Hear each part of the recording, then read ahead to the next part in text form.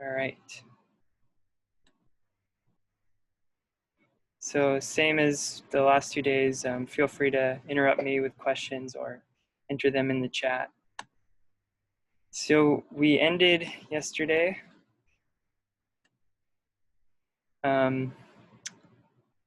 after creating bed files, bed graph files, wiggle files, and bigwig files. So using Max, we did peak calling to generate peak locations of enriched sites of putative stat1 binding sites. And those are represented in our bed files. The CHIP signal is represented in bed graph form, which we've converted to both wiggle and bigwig. We use the bigwig files for genome browser viewing, which we did in the integrated genome browser, as well as looking at the bed files with the integrated genome browser. But we'll be using these same files for other analyses to visualize the data, and particularly trying to answer questions that we want to test from the interferon pathway model that I showed on the first day.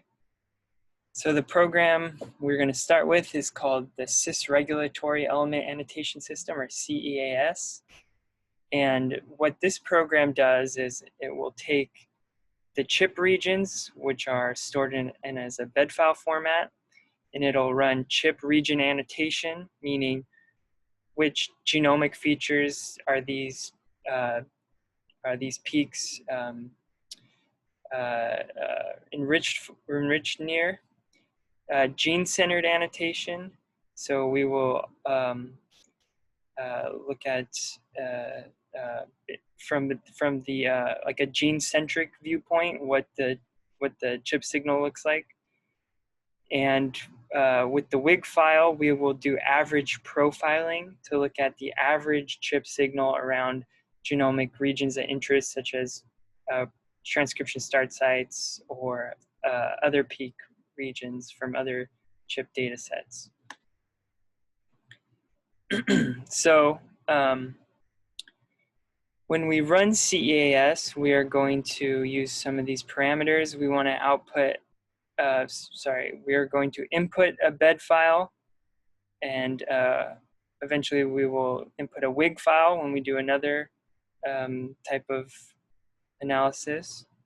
-G will designate which gene annotation table we're using. So again, this is going to be an HG19 specific ref gene table. The -- name, this is going to be the output of the files. We want to give them a specific name so we know what they represent.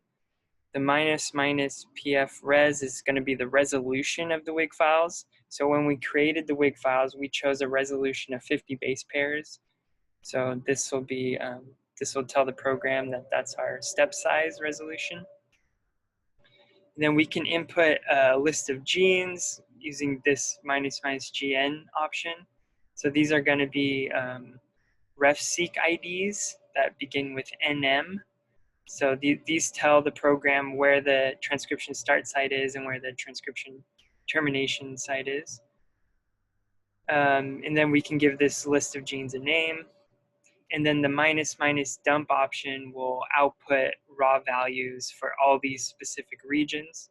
So it'll generate the program will generate an average profile graph. But if we want individual values for individual regions that we're profiling, then use this option to output an Excel spreadsheet, and you can use those values for doing things like creating heat maps. All right, so we need to start by logging into the Hoffman server. Again, we need to request an interactive session, the following resources. Then we'll navigate to the Flash Scratch folder. We need to load Python. And then we need to install CEAS. It doesn't come pre-installed on the Hoffman cluster. So what you're going to do is copy the CEAS package from my folder. So the reason why we're copying it from my folder and not a link, I noticed that the website, the original website anyway, wasn't working. So I don't really know where to download it from now, but luckily I have this for you guys.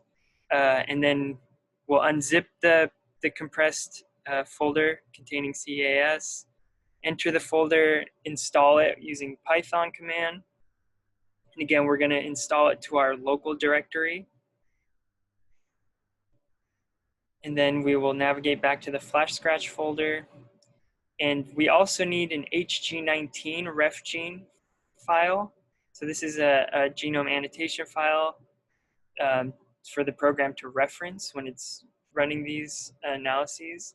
So again, you'll copy it from my folder and to copy it to your Flash Scratch folder. So usually you can just download these from the website, but like I was saying, the website wasn't running. And I actually emailed the lab that created the software, Shirley Liu's lab from Harvard. And when I asked for the where I can download the reference, they sent me a link to a Google Drive that they gave me permission to enter. So I don't really know what's going on with downloading these references right now, but I'm sure they'll fix that, or you can email them if you're interested in obtaining other references. We need to load R. R is necessary to create the graph at the end. So it uses an R script to generate a PDF, which will show different graphs that the program will generate.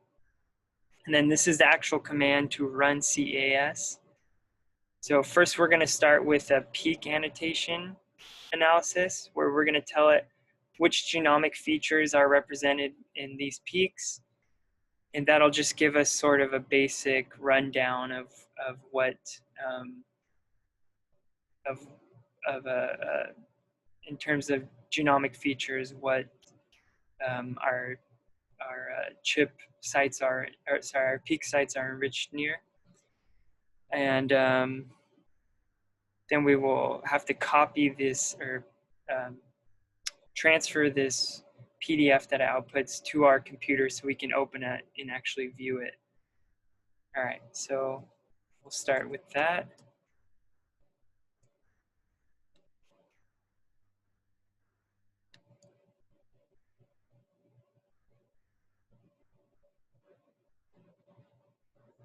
So I'm going to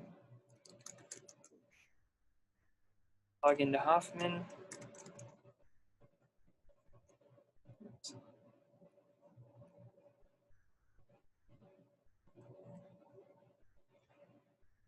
And we are going to request an interactive session.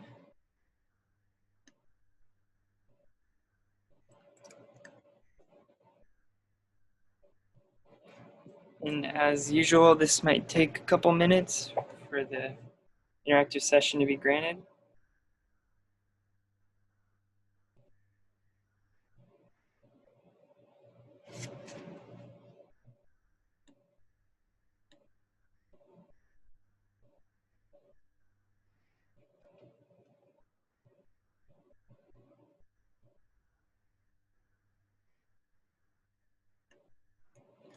Okay, I see that that was granted.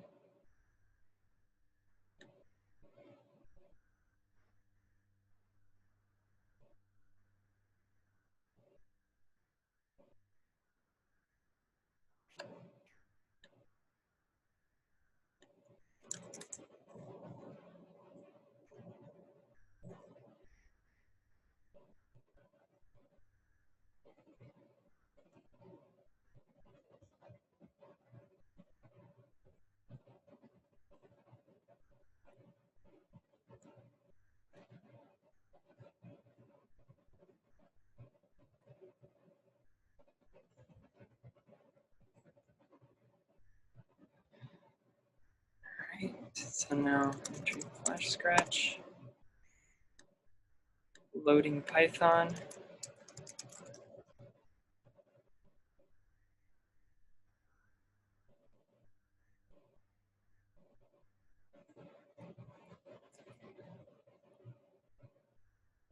And it's normal to get these error messages when you load Python. It's just saying that it can't find these other modules that are associated with Python, but that's okay. It'll still be able to run Python.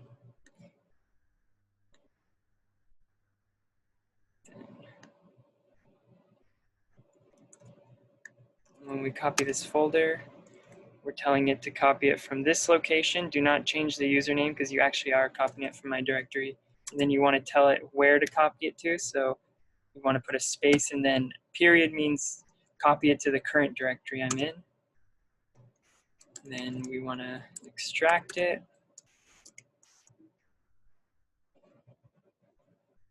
This command. It's quick.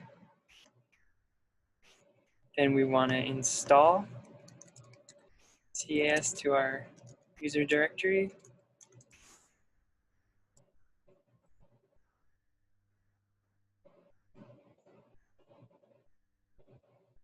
This location. Oh, I forgot a step. I was supposed to enter the package folder first. Okay, now this should work. All right, it might look a little different for you because I already had this installed. What's next? So I'm going to navigate back to my Flash Scratch folder where we want to run the analysis. Oh, and we need to copy the reference annotation file that the program requires. So again, copy it from my directory. It's hg19.refgene. And I want to copy it to the current directory.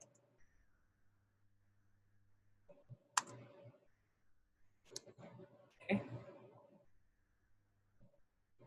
We have to load R, and I'm going to load version 3.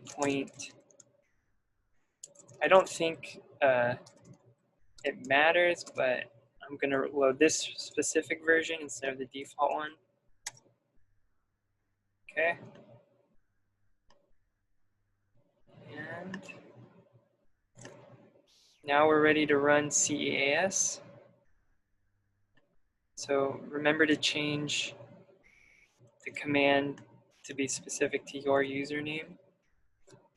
So at the start, we tell it where CAS is located in our this directory. And then the name we're giving the output files is stat1 6-hour interferon alpha bed CAS. We're running it with the 6-hour interferon alpha treated peaks because we got more peaks from that data set. And then we're telling it the genome reference is hg19.refgene. And then the bed file with the -b stat1. So we're going to annotate these peak locations and see which genomic features these peaks are represented at. This should be pretty quick.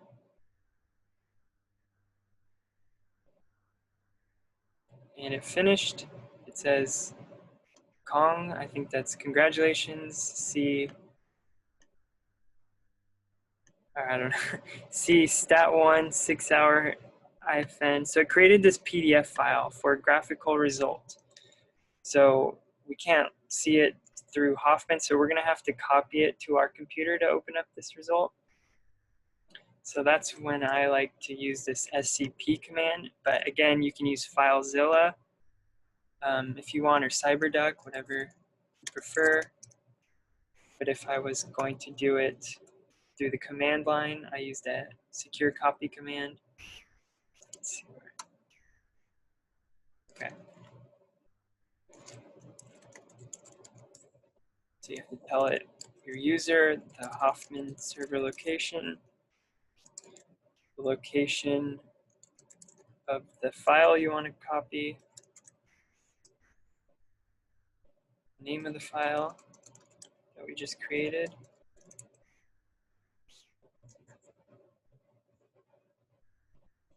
and where I want to copy it to. So I made this ChiP-seq workshop folder on my desktop just to make things easy. That's spelled wrong. ChiP-seq, that's where I'm going to copy it to. Put in my password and it should copy relatively quickly.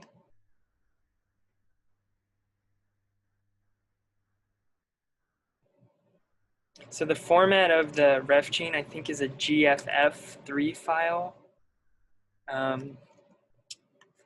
What that means, I don't know. I mean, it's just some type of file. You can, let's see if we can look at it. See what it looks like. It's kind of like a GTF file, if you're familiar. Oh no, it's a binary file. So you can't, it won't make any sense if you try to look at it. If you try to look at it, it'll just look like nonsense like that. But it's similar to a GTF file, which has information about gene locations, coordinates of genes. You can Google GTF file type, and you'll find a description from like the UCSC genome browser. So where I left off was I copied the PDF to my computer, and I want to open that PDF. So I'm just gonna folder like this. So that folder is popping up on my screen. You guys won't be able to see that though.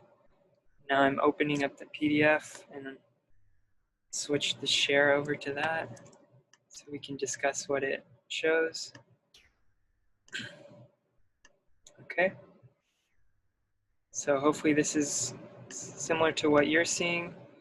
So the first page, this is a 4-page PDF, and it just has some basic information about our CHIP regions, or sorry, our peak regions. We call them CHIP regions for this, but I think that's a little confusing. So it's telling us how the percentage of the peaks that fall into each chromosome. So it tells you in blue the percentage of the genome that's represented in each chromosome and the percentage of our peaks that are found on each of those chromosomes. For some reason, chromosome Y was really overrepresented, but it's a small chromosome, so if you just have a few extra peaks there, it'll show a very big jump in the representation. So not too interesting, at least to me. But what's a little more interesting is we can see how or what the percentage of the peaks fall into promoter regions. So they divide the promoter regions up into 1 kb or 1,000 base pairs from transcription start sites. 7% of our peaks were found near the TSS within 1 kb, while only 1.1% of the genome is represented in these regions. So peaks are being overrepresented in promoters near transcription start sites. And you can see the breakdown for 2 kb away from TSS and 3 kb. Bidirectional promoters, they have a definition for that, but they are promoters that where there's 2 bidirectional transcription start sites within a certain distance, but I forget. Oh, here it says 2.5 kb and 5 kb. So for whatever reason, we didn't have any peaks at bidirectional promoters.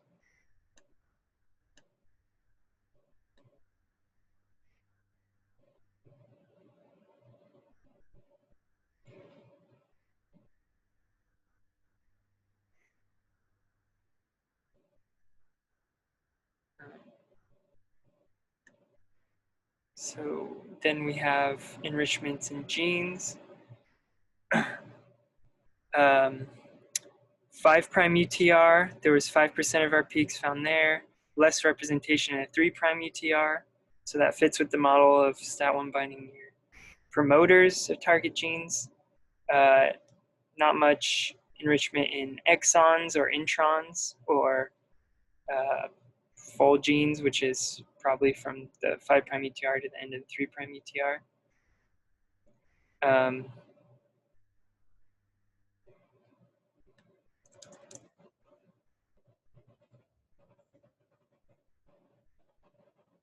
So now there's a pie chart sort of breaking down this in a different type of representation.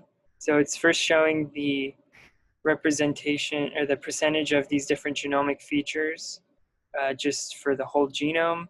So 50% of the genome is found in distal energetic regions, for example. And then it breaks it down by how much a percentage of the genome is found with 1 kb from a TSS and a promoter, and then 2, 3 kb. Then downstream, I think that's, I guess that's probably downstream of a promoter.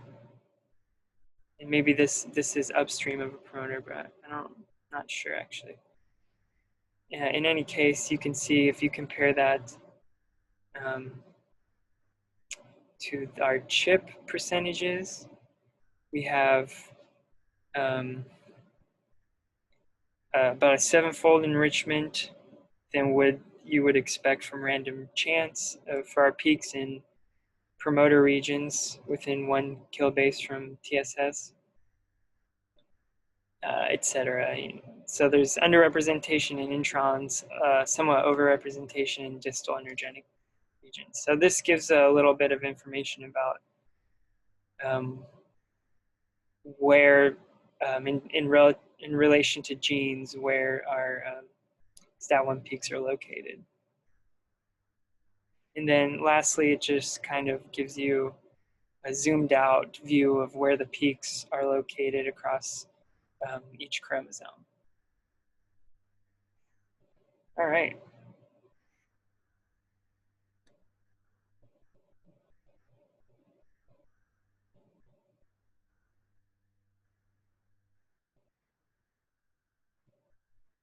So there's a question about p-values. It looks like Ibrahim stepped in. Thanks. Great. So let's move on to the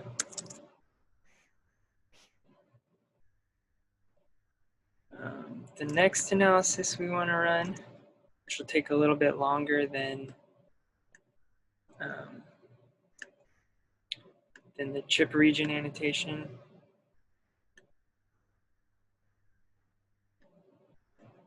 So we saw this.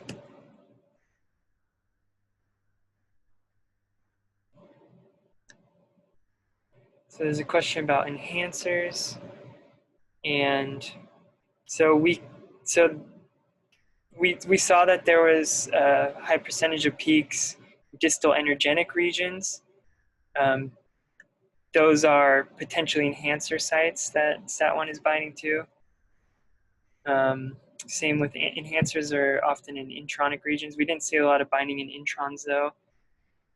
Are there marks that are the same across different cell types? So usually enhancers help to specify different cell types to turn on cell type specific genes. So yeah, that's a good point. You would expect probably more differences between enhancer binding across different cell types than at promoters.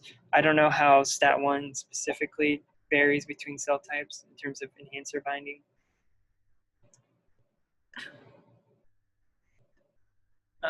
Okay, so now we're going to try to answer this question. Does STAT1 preferentially bind the promoter regions of Isgs? So again, these are interferon stimulated genes.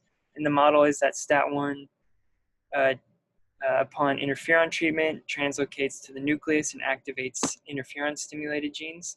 So in order to check at the STAT1 signal at promoters of interferon stimulated genes, we need to have a list of interferon stimulated genes, which I've made.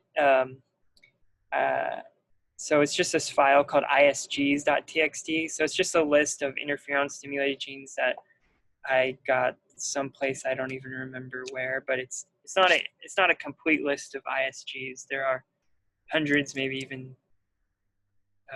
close to 1,000 or more reported. But let's see how. I'm gonna check to see how many genes are in my list. So I'm just gonna count the lines with this WC-L command. So this is a list of 110 genes that are reported interferon stimulated genes. And so how these genes are represented in this list, it just looks like this. So this is what's known as a ref-seq ID. So each transcript is given this ID, which will be enough for the program to know where the transcription start site is and where the transcription termination site is. So using these commands in the slides, we are going to copy this Isg text file to our directory. We are going to then use this list of genes to see the average stat1 signal across these genes. So it'll put an out, it'll give us an output of the signal across transcription start sites as well as in gene bodies. So using this command CEAS again, so we already installed this, so we can just freely run it again. And again, we're using the stat1 6-hour chip signal. Our resolution is 50 base pair step windows. We're using the HG19 ref gene. The minus dump option is going to give us an output file for each gene, as well as each gene in our list, as well as all genes. So it's going to give us a comparison of what the signal looks like as all genes to compare to the signal at the genes in our list. And minus W means the WIG file. So that's going to be the WIG file that we generated yesterday.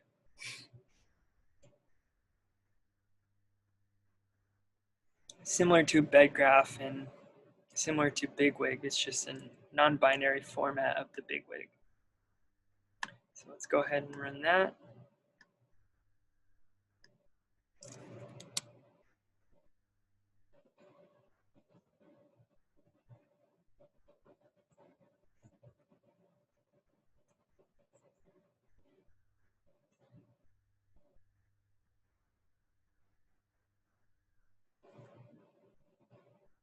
So I already had it in my folder.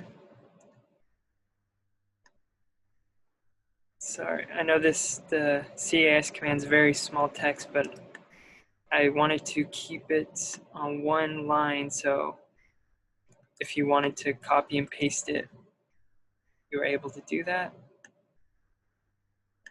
So this is going to take a little bit more time. I don't remember exactly, but I think between 10 and 20 minutes, because it has to run, it has to extract the chip signal at each of these genes as well as all genes for a comparison from our wiggle file. So it's, if you get the screen looking like this, that means it's running. So this is a good time to stretch your legs or use the bathroom. So we'll be patient and let this run.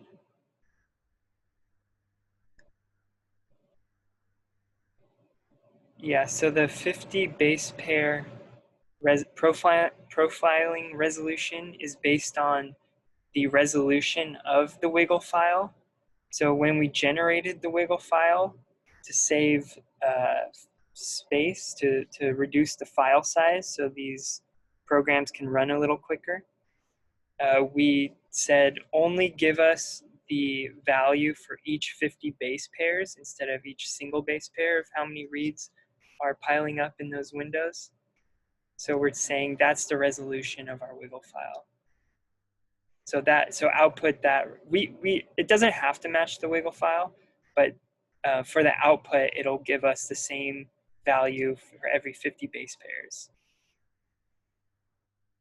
So it outputs a spreadsheet and it'll give us the raw data in 50 base pair increments, if that made sense.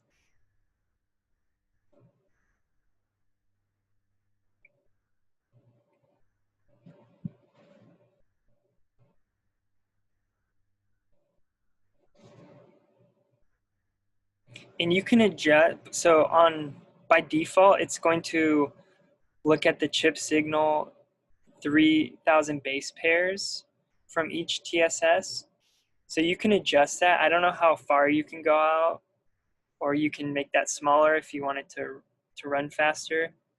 But by default, it's 3 base pairs away. That's that's where it's going to look at the chip signal relative to the transcription start sites. That'll be more clear once we see the output file.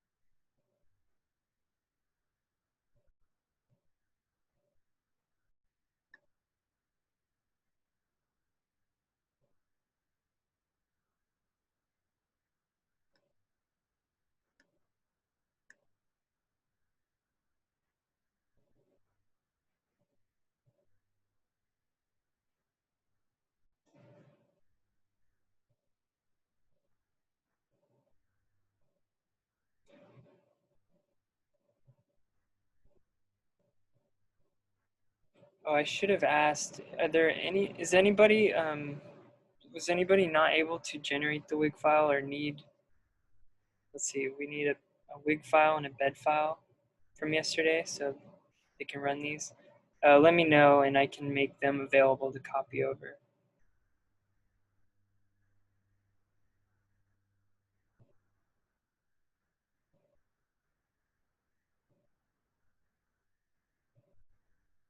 So chromosome 1 is still being profiled, and that one takes the longest because it's the biggest chromosome.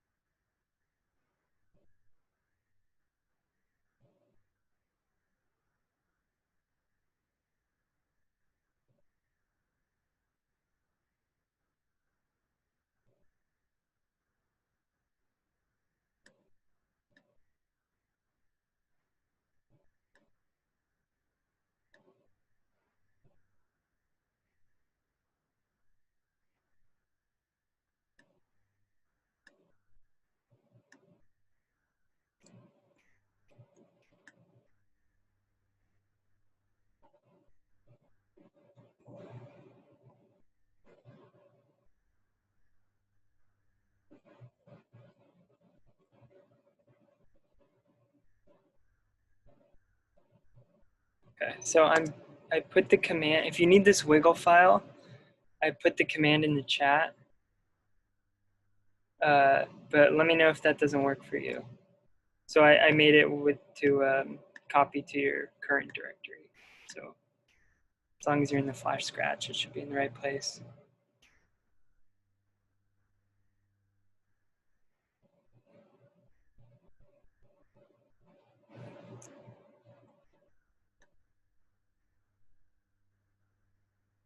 I'll test that.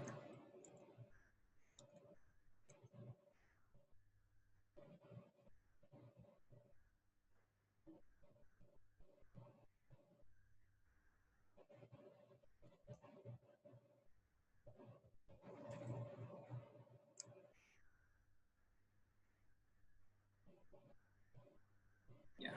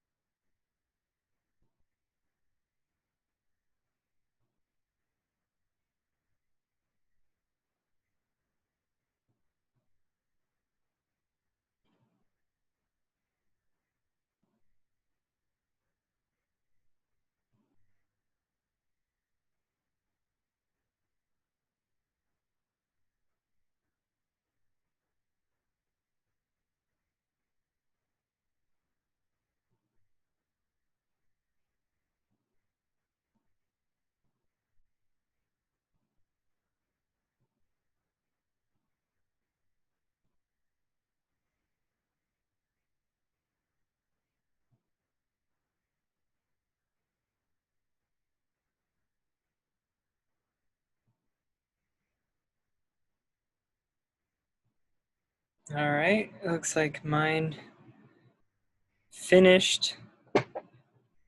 But I did seem to forget one thing.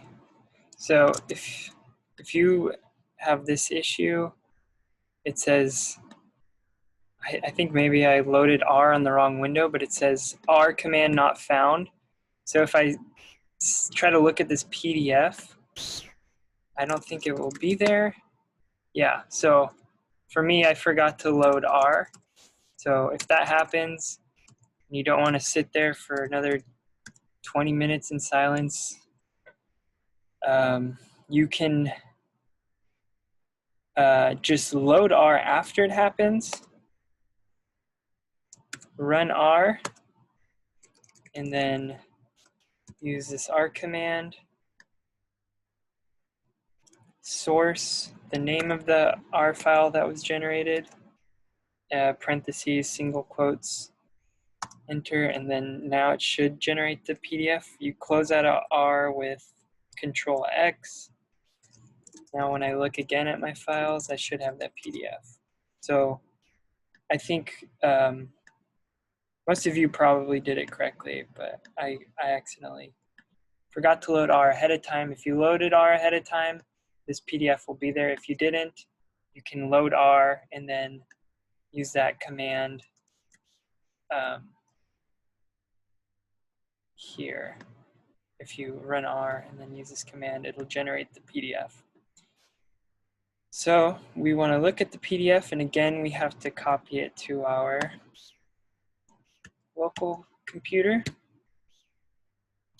So I'm going to again use this scp command.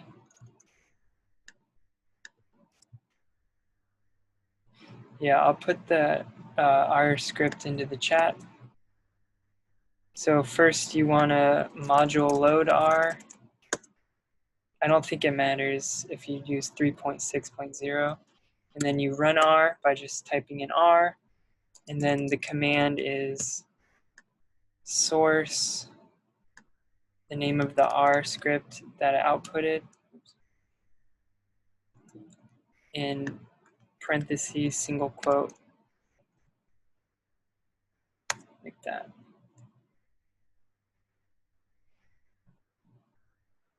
Let me just make sure that worked.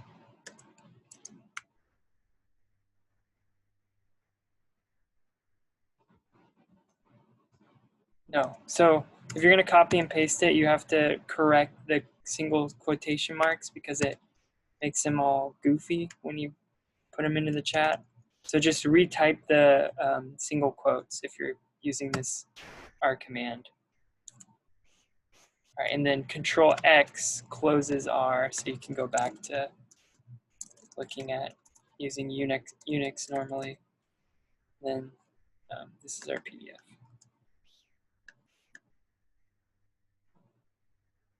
So I'm going to copy it to my ChiP-seq workshop folder on my desktop using the scp command. And before I look at that folder, I think I'm going to run the next command because while I don't think it takes as long as the one we just did, it'll just prevent us from having another long moment of silence. So this time we're going to run SitePro, which is also part of the CEAS package, so we don't have to install it because we installed CEAS. And this time we're going to use SitePro to find out if stat1 binding is enriched at stat2 binding sites. So the model is that stat1 and stat2 form a complex and cooperatively bind chromatin in the ISGF3 complex. So I made a list of stat2 peaks in a bed file format. You're going to copy that from my directory, and then we're going to look at the signal for stat1 binding and the input signal around these stat2 peaks to see if the stat1 signal is enriched near stat2 binding sites. So I'm going to, before we go over the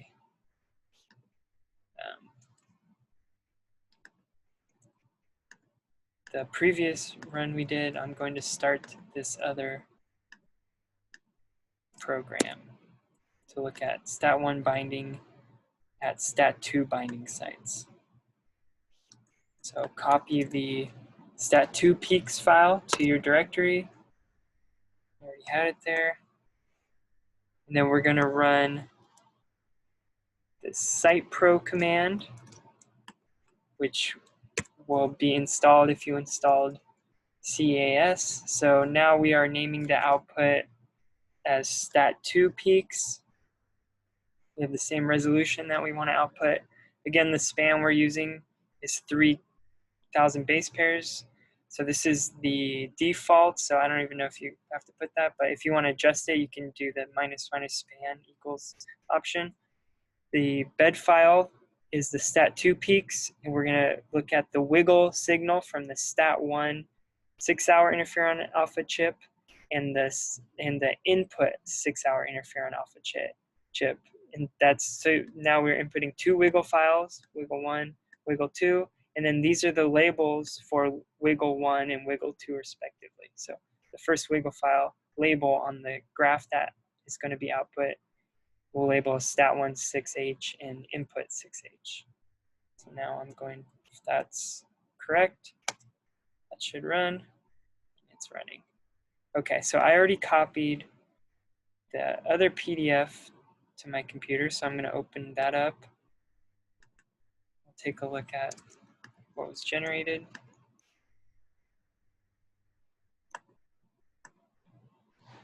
All right, so hopefully you guys got something similar to this, or will if it's still running. So this generated 3, well, more than 3, but 3 graphs on the first. Well, these 3 graphs is what I'm most interested in. That's too zoomed in. So the first one is going to be the average profile near transcription start sites. So this is showing what the stat1 chip signal looked like on 2 different gene lists. So the red line represents the stat1 signal at our interferon stimulated genes, and the black line represents what stat1 signal on average looks like for all genes. And what you can see is that there's more enrichment for the stat1 binding near the transcription start site of interferon stimulated genes. So there's about a 7-fold enrichment for stat1 signal at those genes compared to the signal at all genes. So based on this, you could conclude that stat1 does preferentially bind to interferon stimulated genes near the promoter, to be more precise.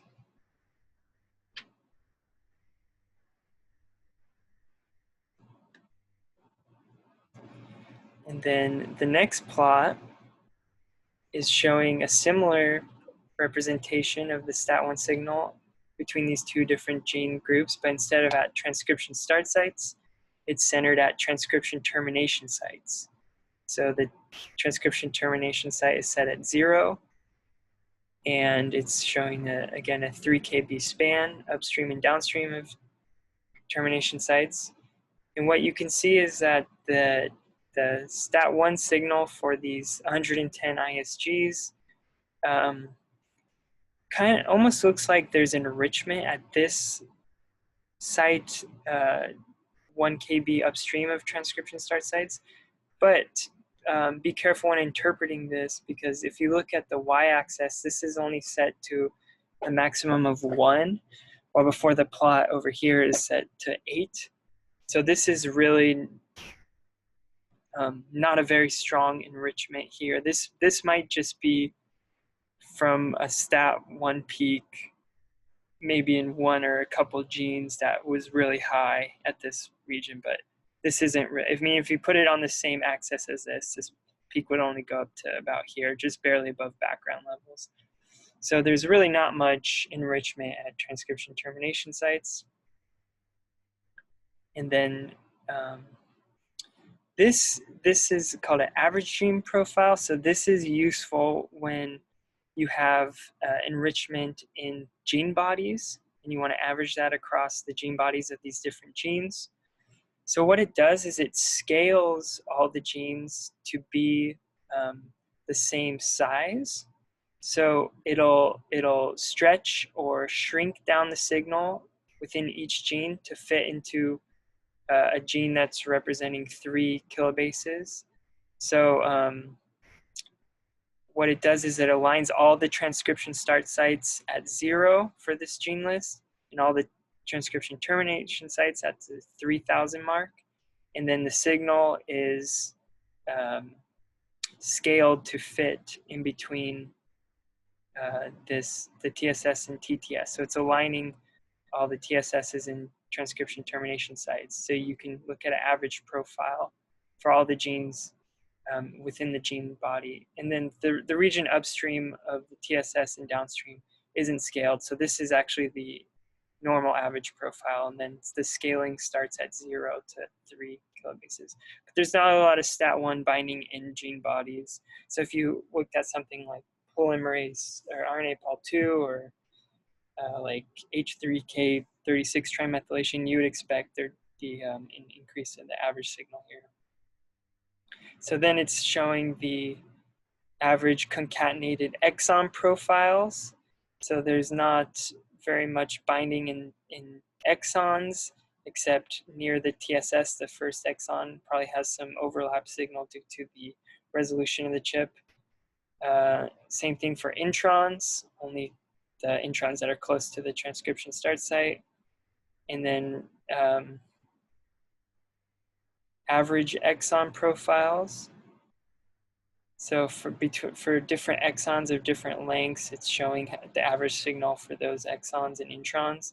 And it's really not something that is going to be useful for us with the STAT1 chip.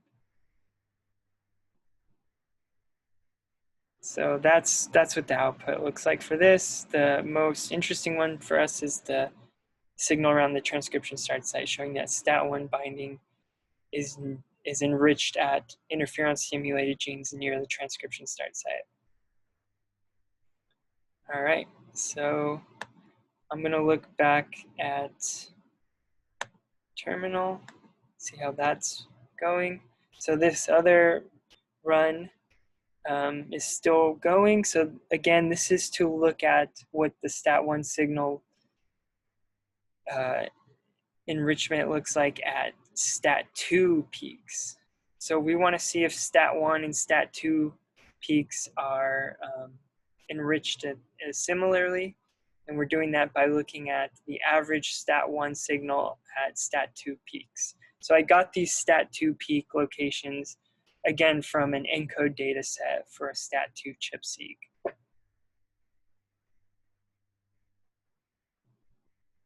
And if STAT1 and STAT2 are binding to genomic sites in the same complex, we expect these signals to overlap. So I think so the first profiling it did was for the STAT1 chip signal, and now it's working on the input chip signal, and it's pretty close to being done. So again, this is going to output a PDF file that we'll have to copy to our computer, and then we can open up and look at what the graphs look like.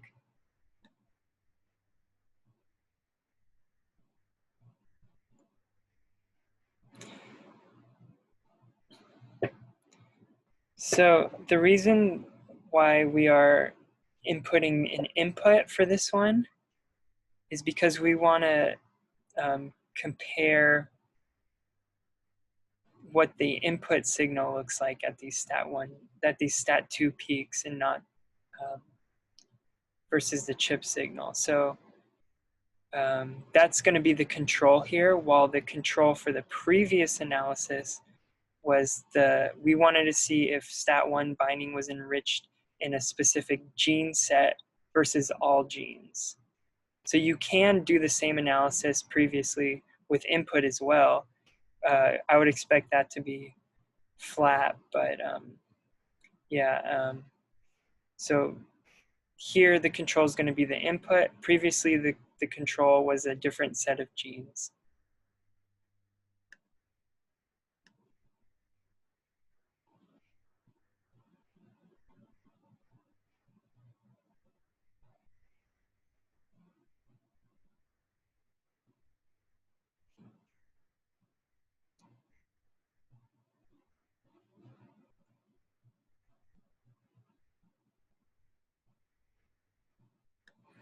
All right, so mine finished, and I did remember to load R ahead of time, so it generated this PDF file. So I will copy it to my computer.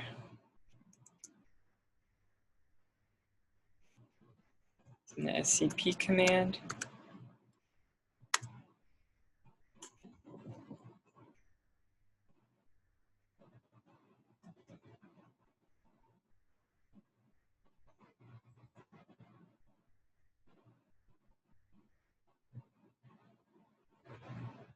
And the output of this program is one graph. So again, this is the average profile for stat1 chip signal and the input at stat2 peaks. And what you can see is that the stat1 line, which is represented in red here, has a high enrichment compared to input. So there is enriched stat1 signal centered at stat2 peaks, which is set to 0 here. And then it shows up to 3 kilobases upstream and downstream. So stat1 chip is enriched at stat2 peaks. So this suggests that stat1 and stat2 are localizing to the same genomic regions, which fits with them being in a complex when they are binding to chromatin. I hope I'm sharing. Yeah, okay.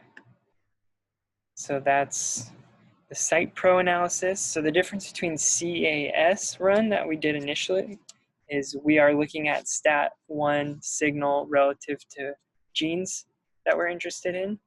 And now with CitePro, you can give any arbitrary genomic locations that you want to profile the chip signal at. And the locations we chose were stat2 peaks. So we're looking at the stat1 signal relative to stat2 peak sites.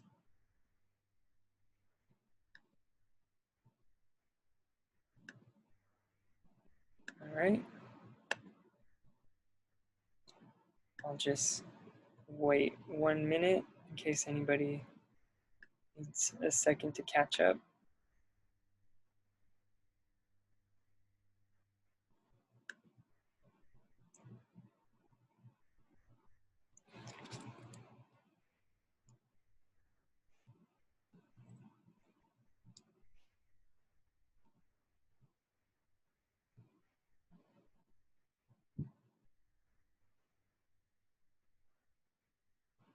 In the R file that these programs output allow you to adjust the graph.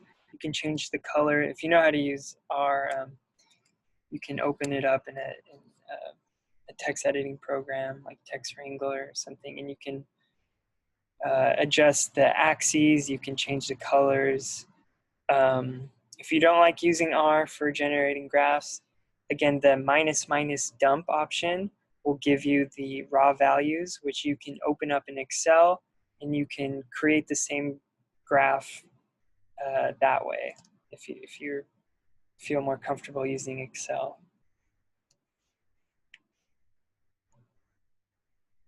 All right. So the next thing we want to know is sort of a simple question. We want to know how many of the stat1 peaks overlap with stat2 peaks. So before we saw what the fold enrichment looked like on average at stat2 peaks for the stat1 chip signal, but now we just want a number. How many stat1 peaks are overlapping with stat2 peaks? So this is useful for if we wanted to make a Venn diagram between stat1 peaks and stat2 peaks, for example. So we'll use this program called Bed Tools, and we're going to use the Bed Tools Intersect option.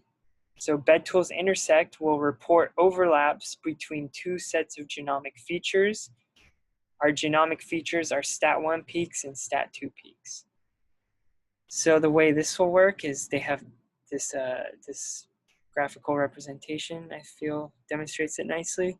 So for our genomic features A, which might be stat1 peaks, which would be represented here, here, and here, how many of these overlap with these genomic features B, which could be stat2 peaks.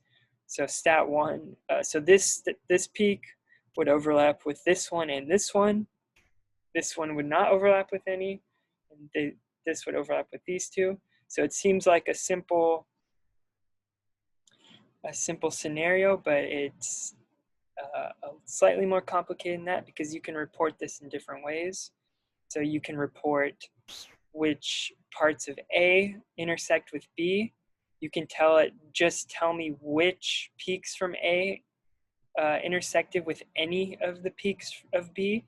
So it'll just give me, it'll just report this peak instead of the actual coordinates that overlapped.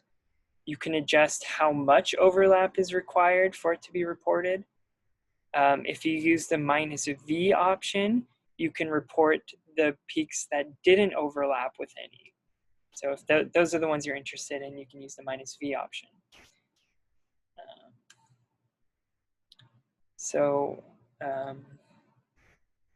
We will be using the -WA option. So that will write the original entry from A. So in our case, it's going to be stat1 peaks. So report which stat1 peak overlapped with a stat2 peak, which is going to be genomic set B.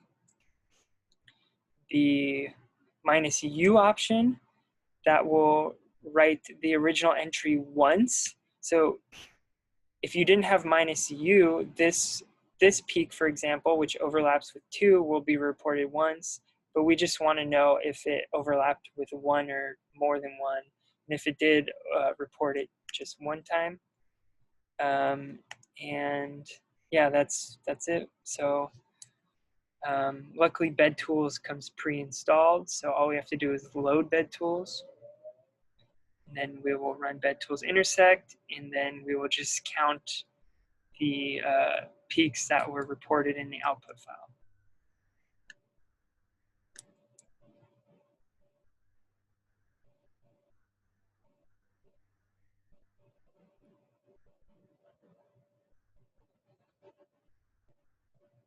All right, so module of Bed Tools.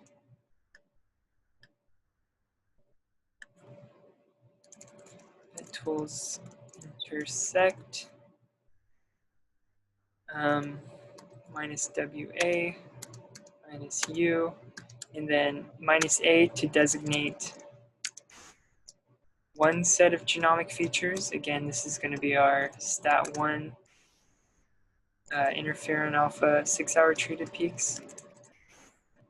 And its B is going to be stat2 peaks that you guys copied to your folder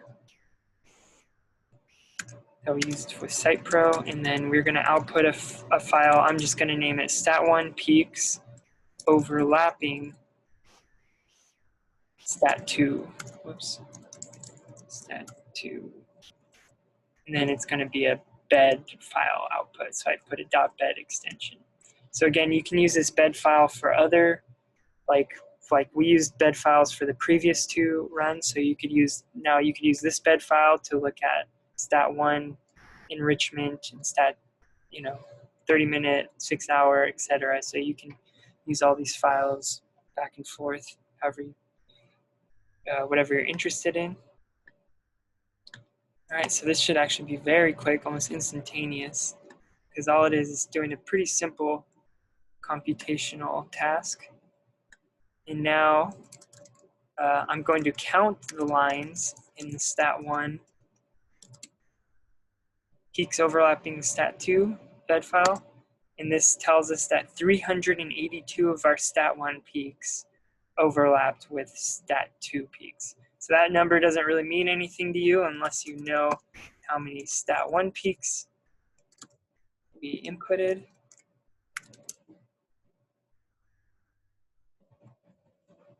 Stat1 peaks. So we had 931 stat1 peaks. 382 of those overlapped with a stat2 peak.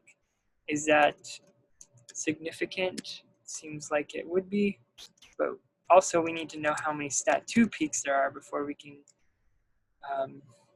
draw any conclusions. Because if there are,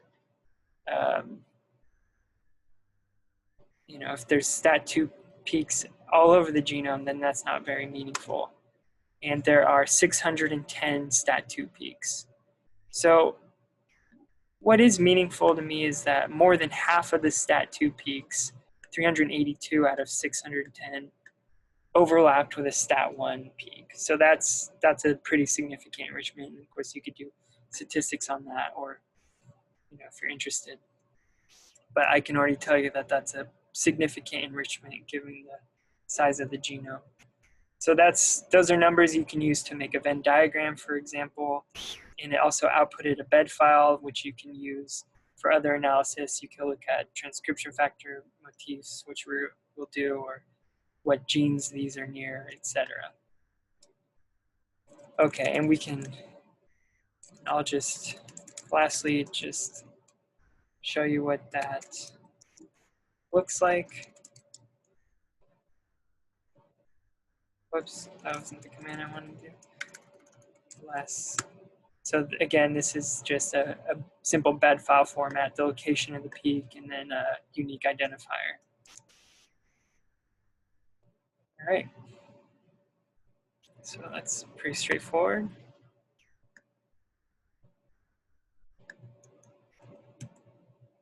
So what we're going to do next is we are going to do motif analysis. So we're going to use this program which we used previously for differential peak analysis, but we're going to use a different tool from the Homer suite of programs called Find Motifs Genome. So this will take a set of genomic regions, in our case it's going to be our stat1 peaks, and look for enriched motifs in those peaks. So it sounds simple, but of course nothing is as simple as it would seem, because you have to have the proper control if we want to know what is significantly overrepresented DNA sequences. So what Homer does is it compares our peak sequences to a background sequence, and how it chooses the background sequence is it will first pre-parse the genome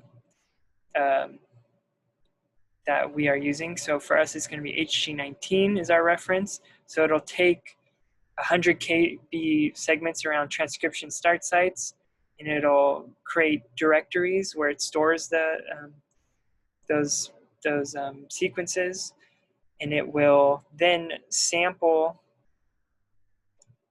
based on the size of the region we want to search for motifs. It'll sample those sizes in this background sequences, and it wants to control for CG content, because often CGs are overrepresented, especially at transcription start sites. So it'll find sequences in the background that have the same percentage CG content, and it'll use those sequences to compare to our sequences under our CHIP region. So what we are going to do is we are going to use the HG19 as the background. We are going to use, I think we'll use 200, which is also the default. So we're going to say from the center of the peaks, scan 200 base pairs around that center for over-enriched transcription factor motifs compared to these randomly selected background sequences that have matching GC% content. And we also need to designate where to store these pre-parsed directories. So these background files that I was explaining. So we do that with the minus pre-parsed directory, and we'll just have those stored in our Flash Scratch. So again, Homer comes pre-installed, so all we have to do is load Homer, and then we'll be running the PhyMotifs genome script, inputting the stat1 6-hour interferon summits bed file. So if you remember yesterday when we ran Max also generously gives us this bed file telling us where the summits for each peak is, and I think this is probably the most appropriate location for finding potential transcription factor motifs, because it's probably more accurate in terms of the true binding site. We're using HG19 because that's the reference genome we align to. This is going to be the output folder that we give it some name that we want to, the name for the output folder that we want to create. The size for the base pair span is going to be 200. And then where we're storing the pre-parsed directory, so the background genomic sequences, is going to be in the current directory that we're working in, which will be our Flash Scratch. All right.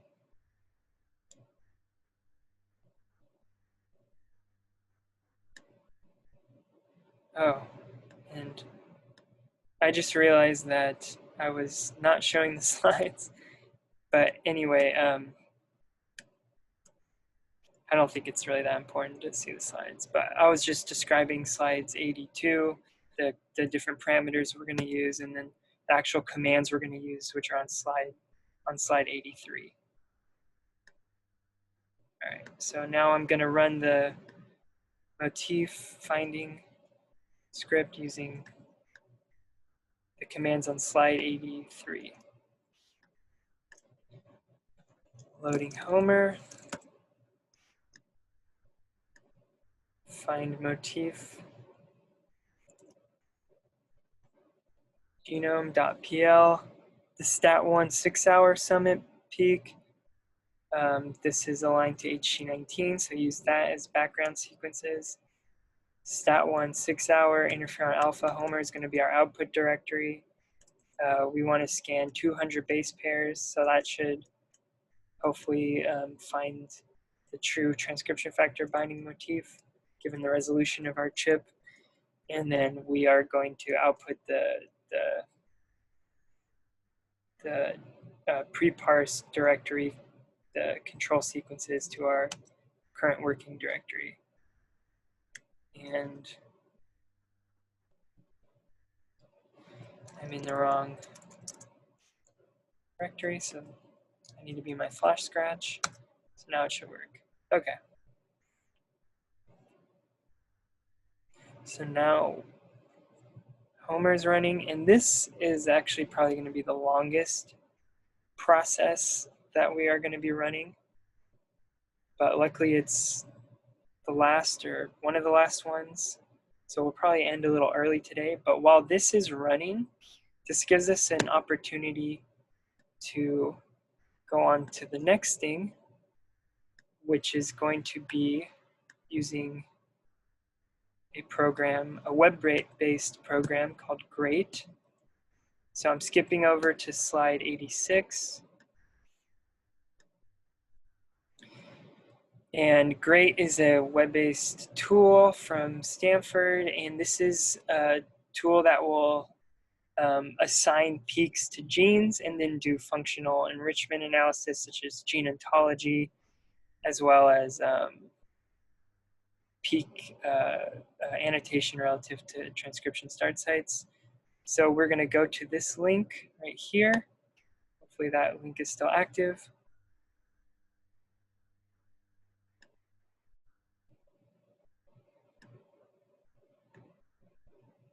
So this is the Great web page that I linked to in the slide. So GREAT predicts functions of cis-regulatory regions, so in terms of what genes they might be regulating. So of course this isn't a perfect assignment, but it's based on proximity. So first thing you need to do is select your species assembly. This is the reference genome that we used, and we use HG19, so select HG19. Next it wants the regions, the test regions, which is going to be the peaks in bed file format. So so yesterday for our genome browser viewing, we transferred this file stat1 6-hour ifna peaks.bed. So I'm going to import that into the into GREAT. For our background regions, we're going to use the whole genome. So this is going to be our control background regions. Then we get to select the association rule. So this is the association of how to associate these peak regions to genes. So it gives you 3 different options, and you can adjust distances. What we are going to choose is the default option. They call it basal plus extension, where each gene is assigned a regulatory domain. And the regulatory domain consists of 5 kb upstream of the TSS, the gene body, proximal. 5 kb proximal to the TSS. 5 kb upstream of a TSS and 1 kb downstream of a TSS, and they call this the proximal domain. And then plus distal up to 1,000 kilobases away until running into another proximal domain. So the proximal domain gives preference. If the peak isn't found within a proximal domain, it is assigned to a gene up to 1,000 kb away, which is pretty far distance. If you want to adjust that, you can, but we're just going to use the default settings.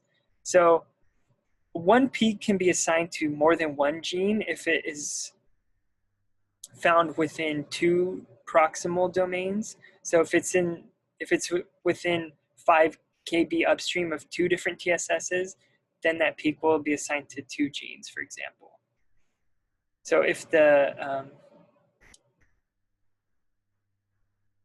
so if it's not within a proximal domain, it'll assign to a gene up to 1,000 kb away.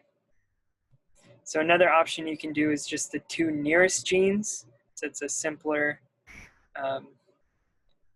analysis, or single nearest gene. So instead of giving preference to promoters, you can just do proximity to a gene. All right, so when you hit submit,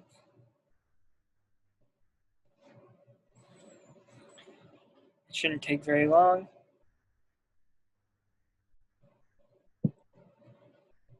And what we got is that 481, kind of a high number, didn't get assigned to any gene.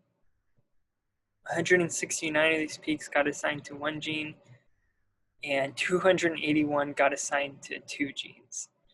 And it shows you the distribution of these peaks relative to transcription start sites. So it shows how many peaks were greater than 500 kilobases upstream or downstream, between 550 kilobases, between 50 and 5 kilobases, between 5 to 0 kilobases away from a TSS, etc.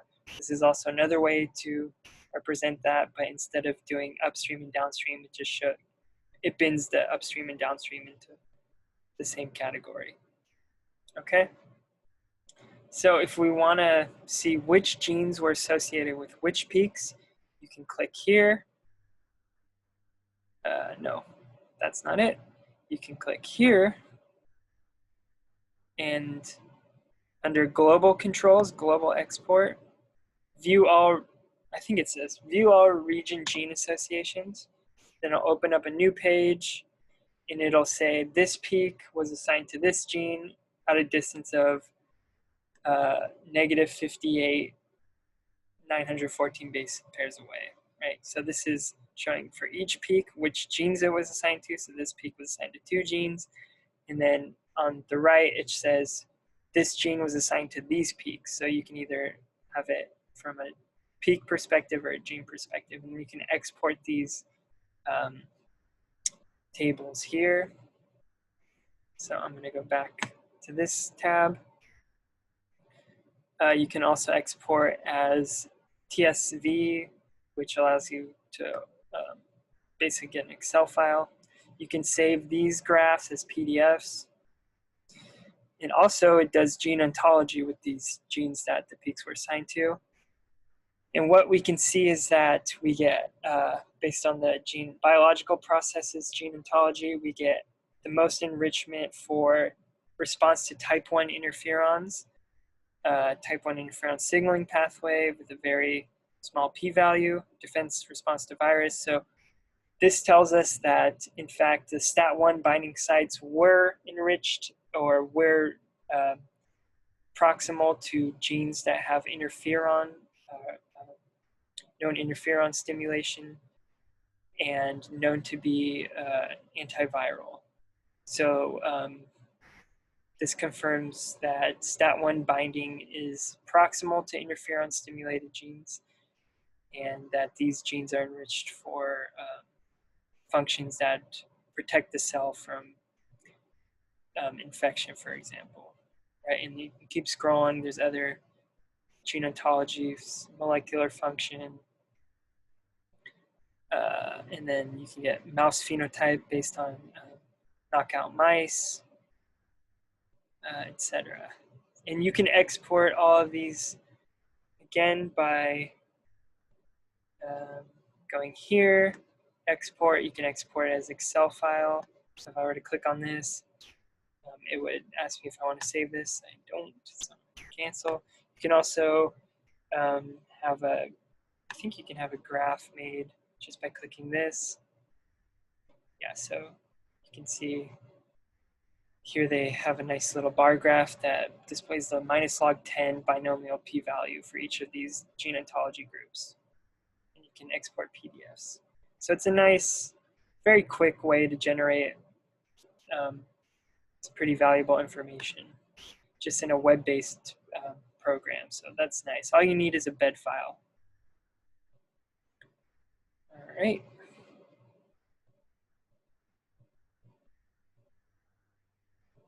So I'm sure the Homer motif is still running, and it is. Like I said, this takes a while, so we're gonna wait for this to finish before we continue, but it should be about 10 to 15 more minutes, so another good period for a break, and I'll step away for a minute, but feel free to ask questions in the chat or wait till I return.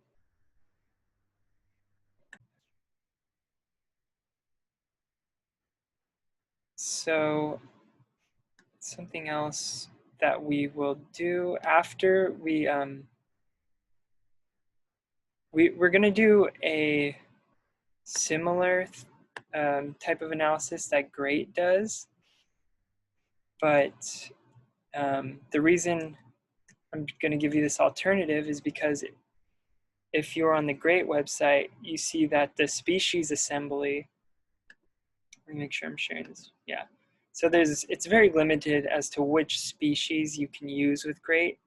A lot of people aren't working with just mouse or human data. So if you're working in Arabidopsis, for example, I don't know if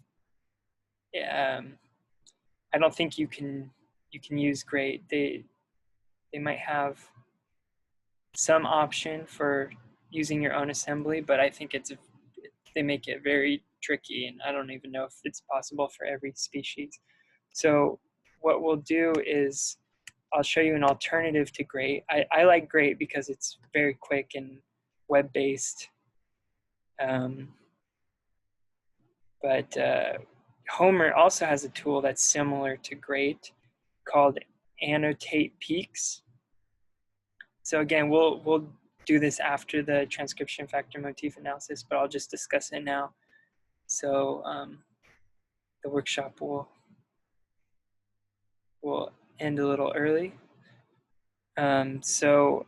What Annotate Peaks does is it, light gray, it'll tell you which gene the peak is proximal to, what type of genomic feature the peak is enriched in, if it's enriched in an intron, an intergenic region, etc.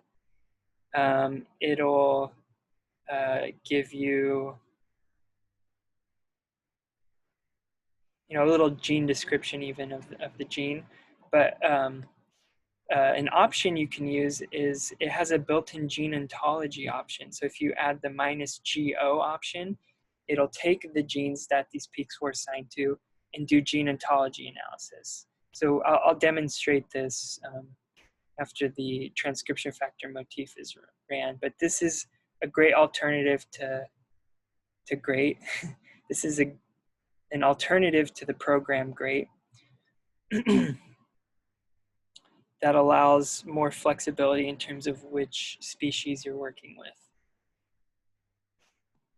So let's see how the transcription factor motif analysis is doing. And it looks like it just finished.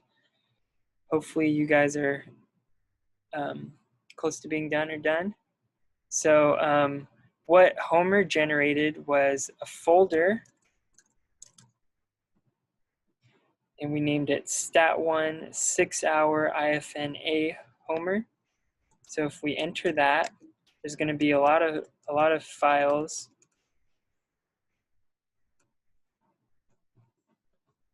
I'm taking a look at the files that are in here. So there's a couple directories and some text files, and then 2 HTML files, and those are the files that's going to be most important to us.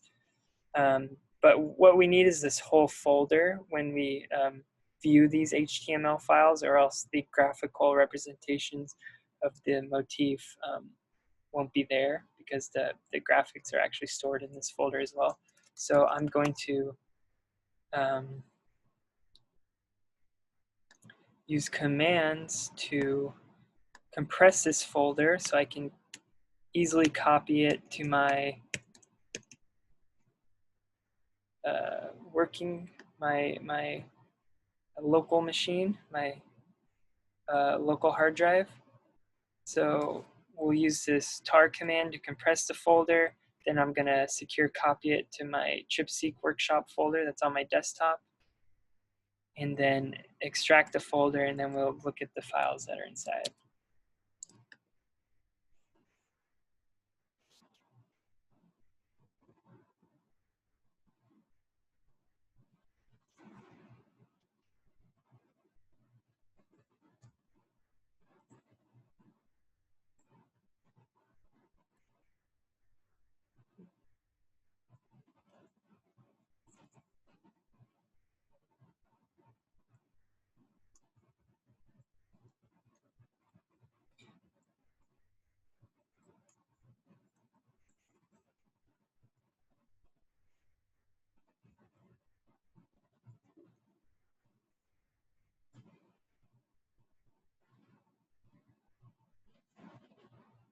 Okay. Now use the secure copy command. If you'd rather use FileZilla or something, and you don't really need to compress it, so I guess that saves you a step.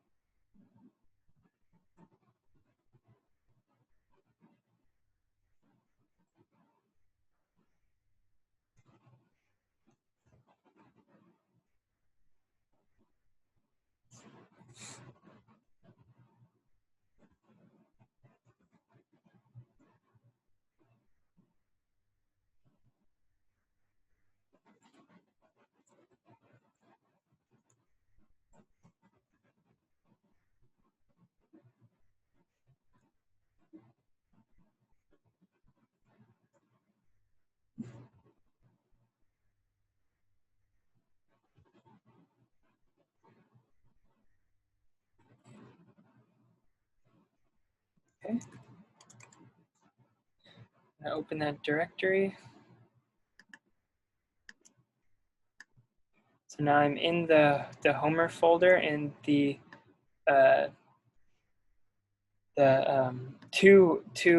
main files that Homer generates is called the Homer results and the known results. So Homer results looks for any DNA sequences that are overrepresented in your CHIP peaks, or the whatever genomic regions you fed the program. And these are sizes, I think these are sizes of, by default, like 8 bases, 10, 12, but you can adjust those. And then if it finds overrepresented DNA sequences, it tries to assign which known transcription factor motifs are most similar to those.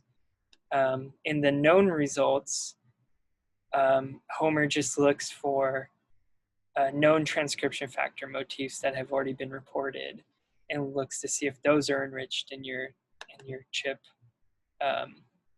peaks, for example. So I'm going to open up the Homer known motif enrichment, and the very first motif that comes up, the most highly enriched motif, is the ISRE, the interferon stimulator response element, that we know that the STAT1, STAT2 IRF9 complex binds to, that ISGF3 complex. And so this is a nice confirmation that the STAT1 peaks are probably bona fide, biologically meaningful STAT1 binding sites, and that this confirms the model that STAT1 localizes to these response elements. And you can see that the p-value is very significant, 10 to the minus 245. This is what you'd expect for the actual transcription factor motif binding site for the transcription factor you chipped. If it was less enriched, I would, that would be, that wouldn't be a very confident confirmation. It also tells you a Q value, the number of target sequences with that motif that was found. So this is the number of peaks that had the motif found. By default, it allows for 2 mismatches, I believe, in the known motif sequence. The percent of target motifs, the percent of our targets with this motif, and then the percent of background sequences with this motif. So, 22% versus 0.6% is very highly enriched. So that's why we have such a small p-value. And as we go down, we see other motifs that were enriched. I think this is basically this motif, but the reverse complement. And same with this. They're all IRF binding sites. I don't know, T domains also came up enriched for some reason, but yeah, so that's a useful tool for looking for transcription factor binding sites. Oh, I'm sorry, I wasn't showing the right thing. Thank you.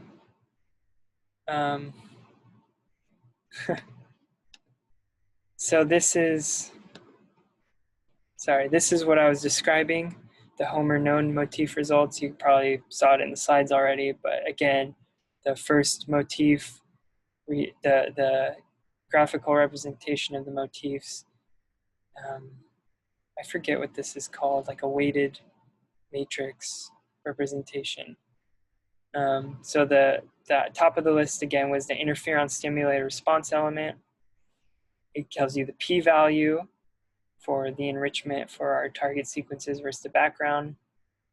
It tells you the percentage of our targets and the number of targets where they found this motif, and then the percentage of the background that had this motif, right? And we can go down the list, and they become less enriched as it goes down. These p-values are probably meaningless. I mean, these motifs are probably meaningless with these p-values. So,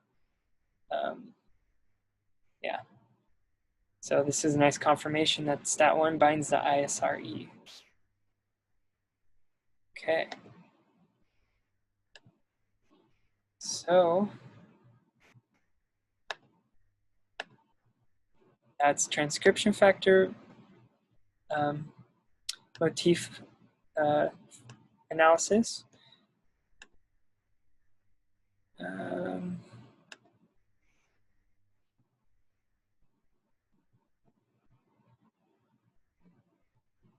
So there's only, I think, one thing left to do, and that's what I was talking about earlier, annotating the CHIP regions using Homer.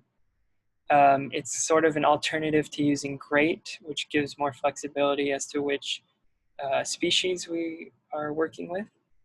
So this is the Annotate Peaks.pl program, where you just give it a bed file, you say which genome, and give it an output file. And there's also the option of adding gene ontology. So this will output additional files where the genes that were assigned to our peaks will undergo gene ontology enrichment analysis. So this is the script down here that we're going to run. Annotate peaks.pl, the bed file, HG19, then the output. And then we're going to add the -GO for gene ontology. And then this is the output for the gene ontology folder. So this is actually pretty quick, kind of like Great.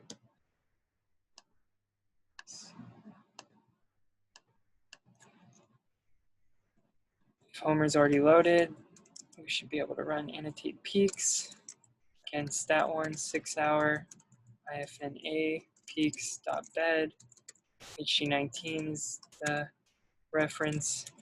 Stat1 6-hour ifna peaks. Annotate Peaks is the name I want to call the file. I tried to be really descriptive for my outputs because, as you can tell, you generate a lot of files when you do these types of analyses. And then we want to run gene ontology, and we want to call it stat1 6-hour interferon alpha peaks gene ontology. GO. That is running out. It says our peak file is good. Finding the closest TSS. It's annotating our peaks relative to these genomic features.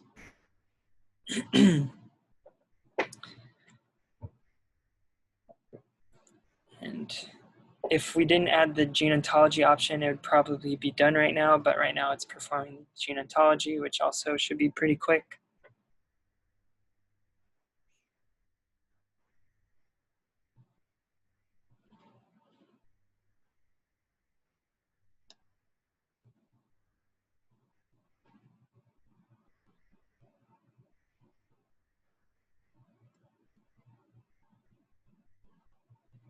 Oh, there's a good question about the default distance for Homer with the annotate peak.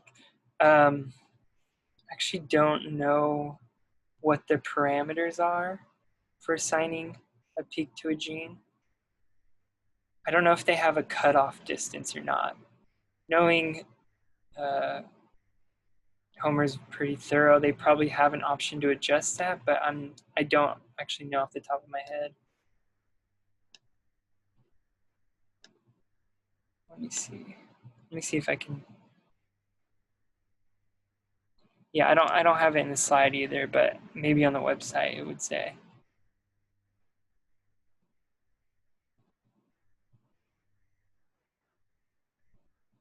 But it will report the distance, so you can have your own. Like you can throw out the peaks that were a certain distance away if you're not interested in those, for example. Okay, so